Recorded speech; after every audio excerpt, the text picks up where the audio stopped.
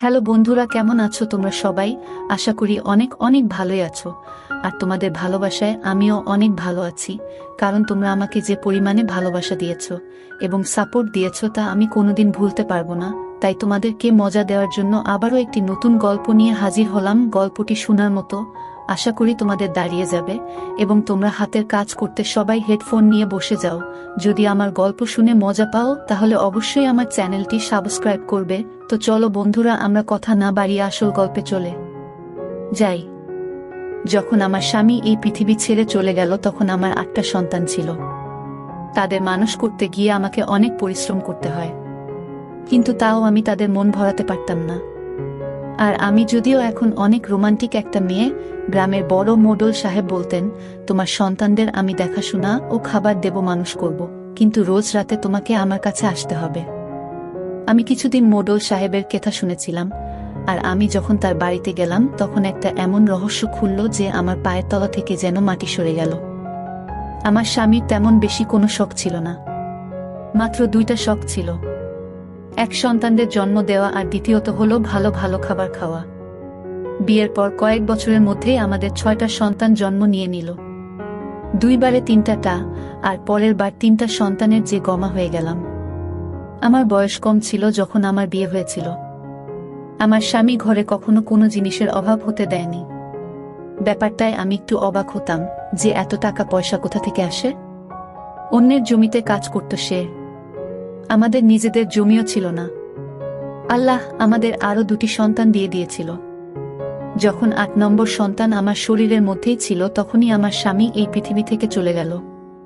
তার মৃত্যু কখন হয়েছিল কেউ জানত না, শুধুমাত্র তাকে মৃত্যু অবস্থায় পাওয়া যায়, কিন্তু তাকে কেউ প্রাণে শেষ করে দেয়নি।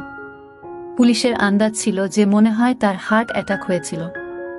আমরা গ্রামেই থাকতাম, আর গ্রামে কারোরই এই সম্পর্কে খুব বেশি জ্ঞানও ছিল না। আমার স্বামী এই দুনিয়া থেকে চলে গেল, আমি অনেক উদাস ছিলাম, কিন্তু 8টা সন্তানের সাথে আমার টিকে থাকা অনেক মুশকিল হয়ে গিয়েছিল, কেননা আমার সাথে থাকার মতো কেউ ছিল না। আমার অনেক খারাপ অবস্থা দেখে নিয়েছিলাম। সন্তানদের জন্য খাবার মতো কিছু ছিল না। আমি রাস্তায় রাস্তায় ঘুরছিলাম। মোডল সাহেব বলল যে আমি তোমার সন্তানদের দায়িত্ব নিতে চাই, কিন্তু রোজ রাতে তোমাকে আমার ঘরে আসতে হবে। এটা আমার পক্ষে সম্ভব ছিল না, কিন্তু নিজের সন্তানদের শেষ হয়ে যেতে দেখতে পারতাম না আমি। সন্তানদের জন্য রাজি হয়ে গেলাম আমি। কিন্তু যখন আমি মোডলের বাড়িতে গেলাম, সেখানে যখন একটা রহস্য থেকে পর্দা উঠল, তখন আমি অবাক হয়ে গেলাম, কেননা এই কথাটা অনেক অদ্ভুত ছিল। আমার নাম রেশমা। আমার বয়স অনেক কম ছিল যখন আমার বিয়ে মুখলেস নামক এক মানুষের সাথে হয়, আর আমি শহর থেকে গ্রামে চলে আসি। আমি অল্প বিস্তর পড়াশোনা শিখেছিলাম, কিন্তু গ্রামে আসার পর আমার সমস্ত বুদ্ধি ঘরের কাজকর্মে আর সন্তান সামলানো পার হয়ে যায়। বিয়ের প্রথম বছরেই 2টি সন্তান হলো, আর তারপর সন্তানদের লাইন লেগে গেল। আমি প্রত্যেক বছর সন্তান জন্ম দিতাম, আর এরকম ভাবে 9 থেকে 10 বছরে আমি একটা সন্তানের মা হয়ে গেলাম। আমার স্বামী অদ্ভুত ধরনের মানুষ ছিল। সে একটা ছোট্ট চাকরি করত, কিন্তু ঘরে অনেক বেশি টাকা পয়সা নিয়ে আসত। ঘরে না কোনো শাশুড়ি ছিল, না ছিল কোনো ননদ, আর না ছিল অন্য কেউ।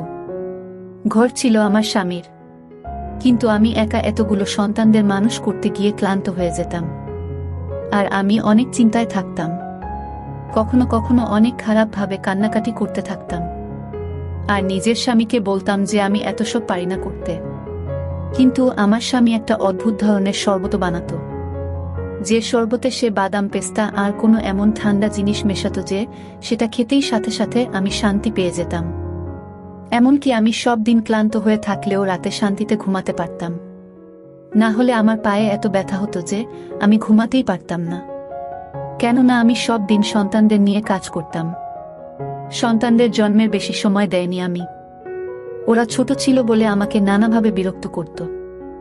এজন্য আমার স্বামী রাতে আমার জন্য শরবত অবশ্যই বানাতো। আর যখন আমি শরবত খেয়ে নিতাম, সকালবেলায় উঠে আমার মনেই থাকতো না যে আমি কখন ঘুমিয়েছি, কখন উঠেছি। আর যদি রাতে কোনো সন্তান যদি জেগে যেত, আমার স্বামী তার খেয়াল রাখত। সে বলতো, এদের সবাইকে দিনে তুমি সামলাও, রাতে আমি সামলে নেব, তুমি শান্তিতে ঘুমাও। আমার স্বামীর অদ্ভুত অদ্ভুত ব্যাপার ঘটত। সে ঘরে অনেক কম থাকত, আর যখনই ঘরে আসতো রাতে আমাকে বেহুশ করে দিত। সে বলতো যে আমি জ্ঞান থাকা অবস্থায় তোমার কাছে আসতে পারবো না, এটা আমার ব্যাপার, আর তোমাকে এই ব্যাপারটা বুঝতে হবে। আমি তার সব কথা মেনে নিতাম, কারণ সে আমার অনেক খেয়াল রাখত, তাই তার খুশিতেই আমার শান্তি ছিল। আমার জীবনে আমার রাতগুলো ভালোই পার হতো, আর আমি অনেক শান্তিতে ঘুমিয়ে থাকতাম। আল্লাহ আমাকে অষ্টম সন্তান ও দিল, কিন্তু আমার স্বামীকে দেখে এমন মনে হতো দেখে না যে সে অষ্টম সন্তানের বাবা। যখন কিনা সুন্দর তো আমিও ছিলাম, আর দেখতে খারাপ মনে হতো না, কিন্তু জানতাম আমি ভিতর থেকে অনেক দুর্বল হয়ে যাচ্ছিলাম। সন্তান জন্ম দেওয়া কোনো সহজ কাজ তো নয়। আমার স্বামী ঘরে অনেক ভালো ভালো জিনিস নিয়ে আসতো। সে আমাকে ভালোভাবে খাওয়াতো, সারা রাত সন্তানদের সামনে আমার ঘুমটা পুরো করে দিত। কিন্তু তার মাইনে খুব একটা ভালো ছিল না। ওর কাছে তো নিজের জমিও ছিল না, অন্যের জমির দেখাশোনা করত সে। তাহলে এত টাকা পয়সা না জানি কোথা থেকে আনতো। যা চাইতাম তাই এনে দিত। সাথে সাথে সন্তানদের জন্য অনেক ভালো বাবা ছিল সে। এমন ছিল না যে একটা সন্তানের পোশাক অন্য সন্তানকে পরিয়ে দিতাম। যখনই সন্তান জন্ম নিত তাদের জন্য সবকিছু নতুন বানাতাম। গ্রামের লোকেরা আমাকে বলতো তোমার স্বামী তোমাকে অনেক ভালো অবস্থায় রেখেছে। আমি প্রথমে বিয়েটা করতে চাইনি, কিন্তু এখন আমি সত্যিই বুঝতে পারি যে আমি সৌভাগ্যবতী। কিন্তু আমার খুশিতে আগুন দেওয়া হলো যখন একদিন আমি খবর পেলাম আমার স্বামীকে অজ্ঞান অবস্থায় পাওয়া গেছে। তাকে নিয়ে যাওয়া হয়েছে হাসপাতাল। কিন্তু তারপর দ্বিতীয় খবরটা আমার প্রাণ বের করে দিয়েছিল। যখন ডাক্তারের কাছে তাকে নিয়ে যাওয়া হচ্ছিল তখন সে রাস্তার মধ্যেই নিজের শেষ নিঃশ্বাস ত্যাগ করল। সেই সময় আমার শরীরে আমার নবম সন্তান ছিল। আমি অনেক কেঁদেছিলাম, অনেক ছটপট করেছিলাম। আমার স্বামীকে ছাড়া সন্তানদের কি করে সামলাবো, এই চিন্তাটাই সবার আগে মাথার মধ্যে আসলো। আমার স্বামী ঘরে কিছু পয়সা রেখে দিয়েছিল, যেটা তার কবরে খরচা হয়ে গেল। কিছু দূরের আত্মীয় স্বজন ছিল, কিন্তু কেউ আমাদের নিজেদের ঘরে নিয়ে যেতে রাজি ছিল না, আর না কেউ আমাদের সাহায্য দিতে চেয়েছিল। যদি সমস্ত আত্মীয় স্বজন মাসের কিছু কিছু পয়সাও দিত, তাতে আমাদের কোনোভাবে সংসার চলে যেত। কিন্তু কেউ এই ব্যাপারটা এগিয়ে আসেনি। সবাই এটাই বলছিল যে 8টা সন্তানের খরচা কে তুলবে? এদের সবাইকে কেউ মানুষ করতে পারবে না, আর 8টা সন্তানের মাকে বিয়েই বা কে করবে? কেননা আমাদের এখানে যখন কোনো মহিলা এইভাবে বিধবা হতো যে তাদেরকে এটাই উপদেশ দেওয়া হতো যে তুমি দ্বিতীয় বিয়ে করে নাও যাতে তোমার সন্তানদের মানুষ করার মতো কাউকে পেয়ে যাও। কিন্তু কোনো পাগলই হবে যে একটা এরকম মহিলাকে বিয়ে করতে চাইবে, যার সাথে 8টা সন্তান ছিল, আর তার মধ্যে আবার 4টে মেয়ে ছিল। আমি রেগে গিয়ে সব আত্মীয়দের অনেক কথা শুনিয়ে দিলাম আর বললাম কোনো দরকার নেই আমার কাউকে, মানে আমি নিজের সন্তানদের নিজেই মানুষ করব। তোমরা যেতে পারো। তোমাদের সম্পর্কের মানুষটা তো এই দুনিয়া থেকে চলে গেছে। তার মৃত্যু উপলক্ষে রান্না করা খাবারও শেষ হয়ে গিয়েছিল। এখন কেন এখানে বসে আছে সবাই? সব লোকেরা আমাকে অনেক কথা শোনালো আর বলল, আমরা তো তোমার লাভ নিয়ে ভাবছিলাম, কিন্তু তুমি ভালোর যোগ্যই না। আমি বললাম, বেরিয়ে যাও ঘর থেকে, কারোর দরকার নেই। বাড়িতে কিছু পয়সা পড়েছিল, প্রথমেই তা ব্যবহার হয়ে গেল। এরপর বাড়ির কিছু জিনিসপত্র বিক্রি করতে থাকলাম। আর এখন তো শুধুমাত্র একটা গরু থেকে গিয়েছিল, যার মাংস আমার সন্তানেরা খেত। কিন্তু গরুকে খাওয়ানোর মতো কিছুই ছিল না, যার জন্য মাংসও পাচ্ছিলাম না। সেটাও তাই বিক্রি করে দিলাম, আর তারপর 2 মাস ওই পয়সা দিয়ে কোনো রকম চালালাম। কিন্তু এরপরে আবার টাকা পয়সার অভাব হতে থাকলো। আমার সন্তানেরা ক্ষুধার জ্বালায় চেঁচাতে থাকলো। তাদের মন ভোলানোর জন্য তাদেরকে ক্ষেতের দিকে নিয়ে গেলাম, কিন্তু গ্রামে আর কিছুই ছিল না। জমির কাছে একটা গাছ দাঁড়িয়েছিল যাতে ছোট ছোট তুত ফল ছিল। আমার সন্তানেরা সেগুলো খেয়ে নিজের ক্ষুধা মেটাতে থাকলো। যখন আমাদেরকে একজন লোক দেখে নিল, আমি ওই একজন লোক দেখে লোকটাকে জানতাম। সে আমাদের গ্রামের মোডল সাহেব। মোডল সাহেব যখন এই দৃশ্য দেখল তখন আমাদের কাছে আসলো। আমার সন্তানদের অবস্থা দেখে অনেক চিন্তায় পড়ে গেল। বলতে থাকলো, তুমি মোখলেসের ভূত, যে কিছুদিন আগে এই পৃথিবী ছেড়ে চলে গেল। আমি বললাম, হ্যাঁ, আমি তার স্ত্রী, আর এই সমস্ত সন্তানেরা মোখলেসের। সে বলতে থাকলো, কিভাবে দিন চালাচ্ছ? তখন আমি তাকে সব কথা বললাম যে সবকিছু শেষ হয়ে গেল, বাড়িতে শেষে একটা গরু ছিল, তাকেও বিক্রি করে দিলাম। সন্তানদের ক্ষুধার যন্ত্রণায় ছটফট করতে থাকে, এই জন্য তাদেরকে এখানে নিয়ে আসলাম। সে সন্তানদের গাড়িতে বসিয়ে নিল, আমাকেও বলল গাড়িতে বসতে, আর বলল তোমাদের বাড়িতে পৌঁছে দিয়ে আসি। বাড়িতে যখন আমাদের ছাড়তে আসলো তখন আমার হাতে সে কিছু পয়সা দিল। আমি অনেক খুশি হলাম যে মোডল সাহেব আমার অবস্থা বুঝতে পেরেছে। আমি বললাম যে চা খেয়ে যান। সন্তানেরা বাইরে খেলছিল আর আমি চা বানাতে থাকলাম। মোডল সাহেবের জন্য চা বানিয়ে আনলাম, সে কাপের সাথে আমার হাত ধরে নিল। আমি নিজের হাত সরিয়ে নিলাম, বললাম মোডল সাহেব এটা আপনি কি করছেন? সে বলতে থাকলো তুমি ভেবেছ যে তুমি কি করছো? আর কি করবে? এতগুলো সন্তানদের ক্ষুধা কিভাবে মিটাবে? যা পয়সা আমি দিয়েছি ওটা কয়েকদিন পরে শেষ হয়ে যাবে, আর তারপরে তুমি কি করবে? আমি বললাম আল্লাহ সব দেখছে, যেভাবে আপনাকে উনি পাঠিয়ে দিয়েছেন আমার কাছে, এরকমভাবেই অন্য কাউকে আমার কাছে ঠিক পাঠিয়ে দেবেন। এই দুনিয়ায় কেউ না খেয়ে থাকে না, কিছু না কিছু করে নেব আমি। হতে পারে এই বাড়িটাই বিক্রি করে দেব আমি। তখন মোডল সাহেব বলল, ঘর বিক্রি করার মতো বোকামি একদম করো না, না হলে রাস্তায় চলে আসবে। আমার কাছে তোমার জন্য কাজ আছে। আমি মনের মধ্যে ভাবতে থাকলাম যে মোডল সাহেবের তো অনেক বড় বাড়ি আছে, মনে হয় ওই বাড়িতে আমাকে কোনো কাজ দেবে, তাহলে আমি আমার সন্তানদের ক্ষুধা মিটিয়ে নিতে পারবো। আমার বড় মেয়েটা এতটা বড় তো হয়েই গেছে যে যদি আমি ঘরেতে নাও থাকি ও নিজের বাকি ভাইদেরকে সামলে নেবে। এমনিতেও তার সময়ের আগেই বড় হওয়ার দরকারও ছিল, কেননা তাদের বাবা ছিল না। আমি সাথে সাথে মোডল সাহেবকে বললাম যে তুমি আমাকে যা কাজ বলবে আমি সেটাই করব। সে বলল যে রাতের বেলা আমার বাড়িতে চলে এসো। আমি জিজ্ঞাসা করলাম রাতের বেলা কোনো সময়? এটা ভেবে আমি একটু চিন্তায় পড়ে গেলাম যে রাত্রিরে আমাকে কেন ডাকছে। তখন উনি বললেন রাত্রির বেলা 10টার পরে চলে এসো, আর বাড়ির সামনের দরজা দিয়ে আসবে না, পিছনের দরজা দিয়ে এসো। এবার আমি এতটাও তো বোকা ছিলাম না যে সেই সব কথা বুঝতে পারবো না। আমি বুঝতে পেরে গিয়েছিলাম যে বাড়িতে মোডল সাহেব আমাকে পিছনের দরজা দিয়ে এত রাত্রিরে কেন ডেকেছিল। সে চলে গেল আর আমি সেই সব চিন্তাতেই পড়ে রইলাম। যে পয়সা মোডল সাহেব দিয়েছিল সেটা মুদিখানার দোকানে আগেকার হিসাবের জন্য কেটে নেওয়া হলো, আর শুধুমাত্র এটুকুই খাবার দিল যতটুকু আমরা একবার মাত্র খেতে পারবো।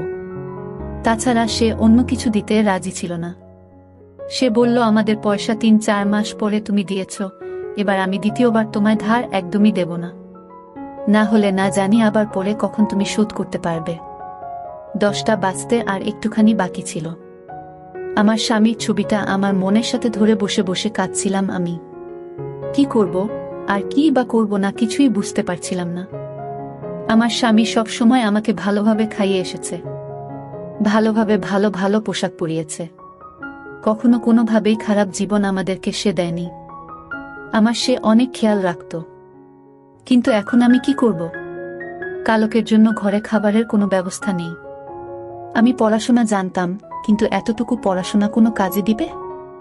আর এতগুলো সন্তানদের ছেড়ে যদি আমি চাকরি করতে যেতাম তাহলে আমি কি চাকরি করতে পারতাম? কারোর বাড়িতে কাজ করে নিতাম।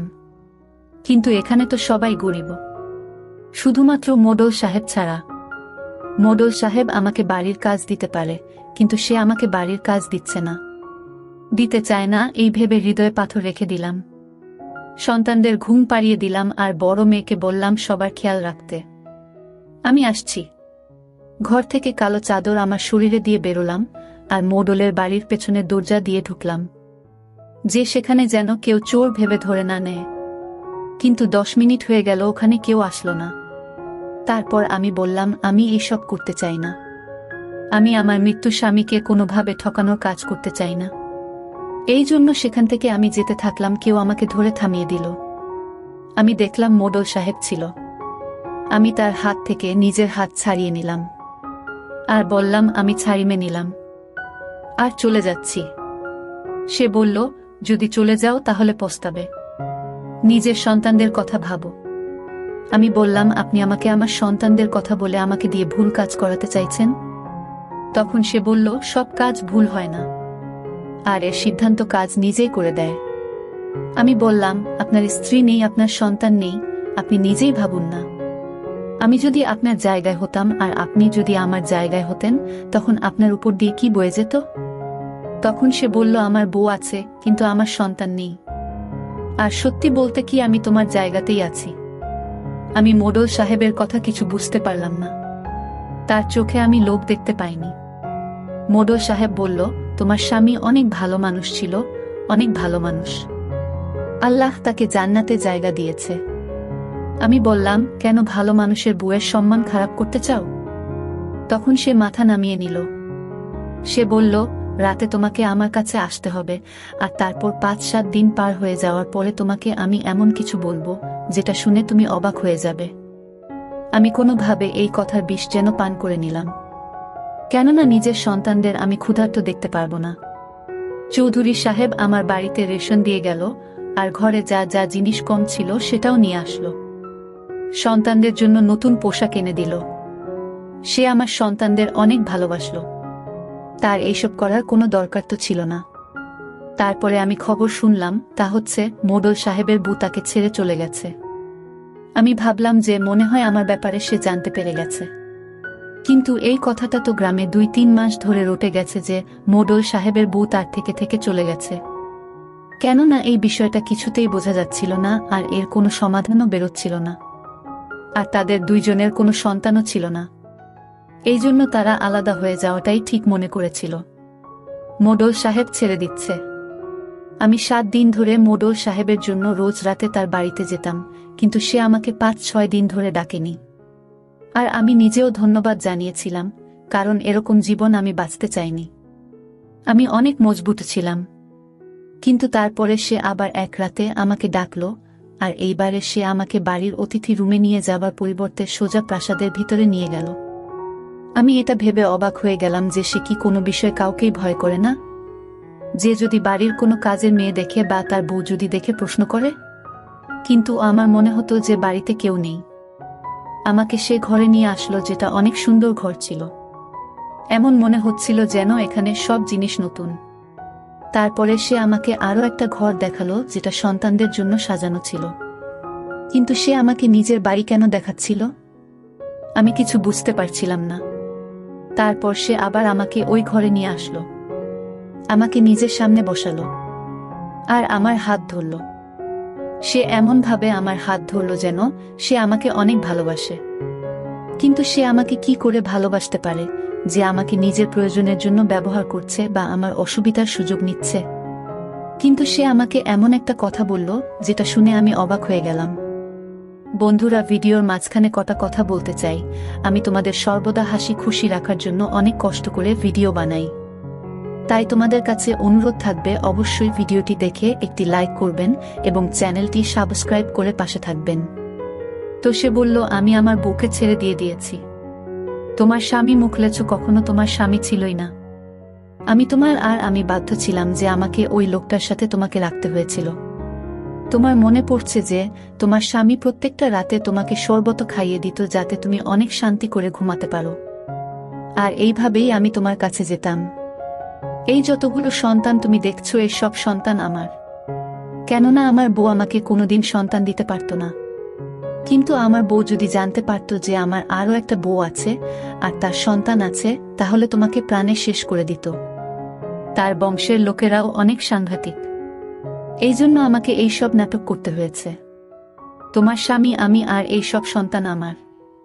আর মোখলেস নিজে শেষ হয়ে গেছে, কেননা সে এরকম জীবনের সাথে থাকতে থাকতে বিরক্ত হয়ে গিয়েছিল।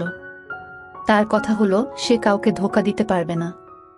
ওই সন্তানগুলো ওকে বাবা বলতো। সে ভীষণ চিন্তা করত, এই জন্য সে শেষ হয়ে গেছে নিজে থেকে। যাতে সে রাস্তা থেকে সরে যায়, সে আমার বিশ্বস্ত কাজের লোক ছিল। আমি তার উপকার কোনোদিন ভুলব না। সে তোমাকে নিজের ঘরে রেখেছিল, আর আমার মান সম্মানে কোনোরকম ক্ষতি হতে দেয়নি। আমি এটা শুনে অবাক হয়ে গেলাম, কেননা আমার স্বামী ঠিক এগুলোই করত আমার সাথে। সব সময় রাতে আমার স্বামী আমাকে ঘুম পাড়িয়ে দিত। আমি বললাম যে যদি এমনটাই হয়ে থাকে, আমার থেকে এই সমস্ত লুকিয়েছিলে কেন? আর আমাকে কেন রাতে ডাকতো? তখন মোডল সাহেব বলল, আমার বউকে যতক্ষণ এই বাড়ি থেকে বের না করে দিই, আমি এখানে আসতে পারতাম না। আর তোমার স্বামী নিজ থেকে শেষ হয়ে যায় করে, এই জন্য আমাকে আরও 7 থেকে 10 দিন ছাড়াছাড়ি হওয়া পর্যন্ত সময় পার করতে হতো, যাতে কেউ সন্দেহ না করে যে তুমি আমার বউ। এই বাড়ি আর এই সব কিছু তোমার আর আমার সন্তানদের। আজ থেকে তুমি এখানেই থাকবে। এই ঘর তোমার, আর দ্বিতীয় ঘর আমি আমার সন্তানদের জন্য সাজিয়েছি। সন্তানদের সামলাতে আয়া রেখেছি। সমস্ত ব্যবস্থা হয়ে যাবে। তোমার জীবনে আরাম আর শান্তি হবে। আমি বললাম যে আমার এখনো কিছু মাথায় ঢুকছে না। আমি তোমাকে কিভাবে গ্রহণ করব? আমি তোমাকে তো আপন ভাবিনি। তখন সে বলল, হ্যাঁ জানি, এতে আমিই দোষী। তোমার কত সময় হবে তুমি নিতে পারো, কিন্তু আমি তোমাকে অনেক বেশি ভালোবাসি, কেননা তুমি আমার সন্তানদের মা। এইসব কথা শুনে আমার পায়ের তলা থেকে মাটি সরে যাচ্ছিল যেন, আর আমার মাথা ঘুরে যাচ্ছিল। আমি অজ্ঞান হয়ে গেলাম। যখন জ্ঞান ফিরল, আমি ওই ঘরেই ছিলাম। আর মোড়ল সাহেবকে বললাম, আমি এমন করতে পারবো না, কেননা আমি আমার স্বামীকে সবকিছু মেনেছি। সেই আমার জন্য সবকিছু ছিল। সেই আমার খেয়াল রেখেছে। আমার সন্তানেরা ওকেই নিজের বাবা বলতো। তুমি আমার জীবনকে নষ্ট করে দিয়েছ। তোমাকে এইসব কে বলেছিল করতে? যদি তোমার মধ্যে এতটা হিম্মত না থাকে যে তুমি তোমার বউকে এটা বলতে না পারো যে তোমার দ্বিতীয় বউ আছে, আর তার থেকে তুমি 8টা সন্তানকে জন্ম দিয়েছ, তবে তুমি একটা ভীতু। আমি তোমার উপর কেন বিশ্বাস করব? তুমি একটা মহিলার কাছে ভয় পেয়ে আমার জীবন নষ্ট করে দিয়েছ। আমি বাধ্য ছিলাম, কেননা ওই মহিলা তোমাকেও শেষ করে দিতে পারত। মোড়ল সাহেব বলল, এই জন্য সেই ভয়েতেই আমি ছিলাম, কেননা তার হাতে যদি আমার দুর্বলতা পৌঁছে যেত তখন সে দয়া করত না। কিন্তু সে এখন আমার জীবন থেকে চলে গেছে। আমি বললাম, এখন যদি সে জানতে পারে, সে কি আমার সন্তানদের ক্ষতি করবে না? তখন তুমি কি করবে? তখন মোড়ল সাহেব বলল, এরকমটা হবে না। তুমি এখানে পাহারায় থাকবে, আমার দায়িত্বে থাকবে। আমি তোমাকে অনেক ভালোবাসি, আমার কথা বোঝার চেষ্টা করো। আমি কিছু বুঝাতে পারছি না। হতে পারে দুনিয়ার লোকেদের কাছে আমার এই কাহিনী অনেক অদ্ভুত মনে হবে, কিন্তু আসলে সত্যিটা এমনই ছিল। আর বাস্তবে এর থেকেও খারাপ ঘটনা মানুষের সাথে ঘটে থাকে। আমার সাথে যা হয়েছে সেটা তো তাও এমন একটা কথা যার কোনো না কোনো জবাব বেরিয়ে আসবে। আমার মনে আছে, আমার স্বামী কখনো জ্ঞান থাকা অবস্থায় আমার কাছে আসেনি, কিন্তু আমি তো তাকেই নিজের স্বামী ভাবতাম। সে মোড়ল সাহেবের বিশ্বস্ত কাজের লোক ছিল, যে মোড়ল সাহেবের সাথে বিশ্বস্ততা করেছিল। আর তারপর সেই সবের মধ্যেই দ্বন্দ্বের মধ্যে পড়ে সে নিজ থেকে শেষ হয়ে গেছে। কিন্তু সেই আমার স্বামী ছিল, আর আমার সন্তানদের জন্য বাবা। আমার সন্তানদের এই কথাটা বোঝাতে আমার অনেক সময় দরকার হয়েছে, আর আমি মোড়ল সাহেবকেও কখনো হৃদয় থেকে গ্রহণ করতে পারিনি। কিন্তু যত সময় যেতে থাকে, সময় সমস্ত ঘায়ে মলম দিতে থাকে। কিন্তু এখনো মোড়ল সাহেবের জন্য আমার হৃদয়ে কোনো ভালোবাসা ছিল না। সে শুধুই আমার সন্তানদের বাবা এবং আমার স্বামী, যে সব চাহিদা পূরণ করত। হাসরের বিচারের দিন আমি অবশ্যই মোখলেসকে কলার ধরব। আমি বলবো কেন সে আমার সাথে এইসব করল। মোড়ল সাহেব যদি তাকে আমার সাথে এইসব করতে বাধ্য করে, তারপরেও সে কেন এমন করেছিল? সে বারণ ও তো করতে পারত। সে আমার জীবন শেষ করে রেখে দিল। আমি দুটি পুরুষের মাঝে থাকা একটা অদ্ভুত ধরনের মহিলা। তাহলে বন্ধুরা, মোড়ল সাহেব কি আমার সাথে সঠিক কাজ করেছে, নাকি তার নিজের বউয়ের থেকে ভয় পেয়ে থাকা উচিত ছিল না? আপনারা কমেন্টের মাধ্যমে নিশ্চয়ই বলবেন। বন্ধুরা, আজকের ভিডিওটা এখানেই শেষ করলাম। অনেক কষ্ট করে ভিডিওটি আপনাদের জন্য বানিয়েছি। যদি ভিডিওটি আপনাদের ভালো লেগে থাকে তাহলে একটা লাইক করবেন এবং চ্যানেলটি অবশ্যই সাবস্ক্রাইব করবেন। এই আশা ব্যক্ত রেখে আপনাদের কাছ থেকে বিদায় নিচ্ছি আমি।